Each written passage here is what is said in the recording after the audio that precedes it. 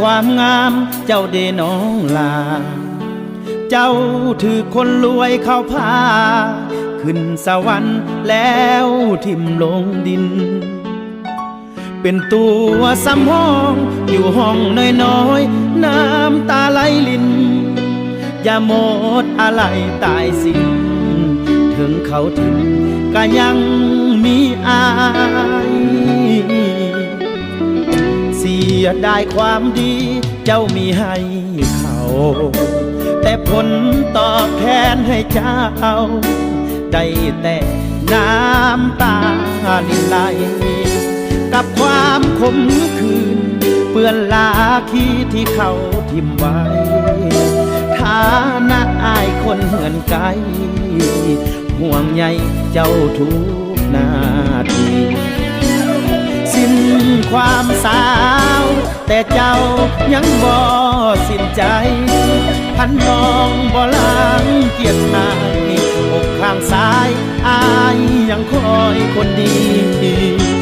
จะเอาเทียงนาแทนตึกสูงอย่าใจให้ฟรีเอาหลังควายแทนรถเก๋งที่ตามวิธีชีวิตคนจนเสียใจที่เหลือยังมีความหมายลาขี้ปนเปื้อนสวงใน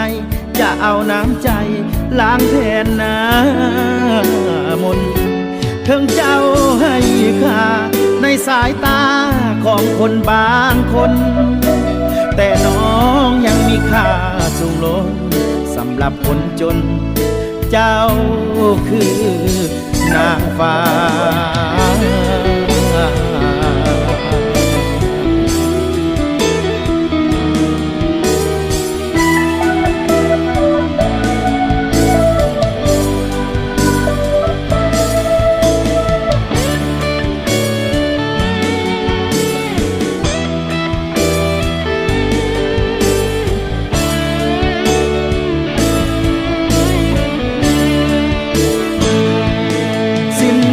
ความสาวแต่เจ้ายังบ่สิ้นใจพันน้องบ่ล้างเกียรติอายอกข้างซ้ายอายยังคอยคนดีจะเอาเทียงนาแทนตึกสูงอย่าใจให้ฟรีเอาหลังควายแทนรถเก๋งที่ตามวิธีชีวิตคนจนเสียใจที่เหลือยังมีความหมายลาขี้ปนเปื้อนสวงในจะเอาน้ำใจล้างแทนน้ำมนต์ถึงเจ้าให้ค่าในสายตาของคนบางคนแต่น้องยังมีค่าสูงล้นสำหรับคนจนเจ้าคือนางฟ้า